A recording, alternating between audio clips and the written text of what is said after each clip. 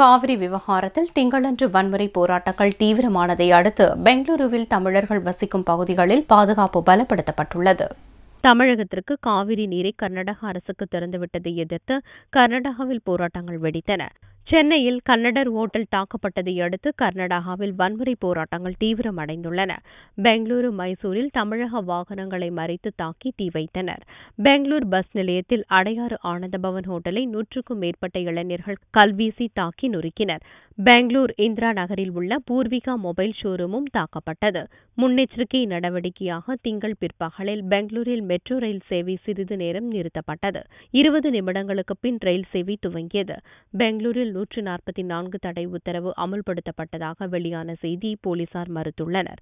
இந்நிலையில் கன்னட மக்கள் அமைதி காக்க வேண்டுகோள் விடுத்த முதல்வர் சித்தராமையா கர்நாடகாவில் தமிழர்கள் வசிக்கும் பகுதிகளில் பாதுகாப்பை பலப்படுத்த உத்தரவிட்டுள்ளார்.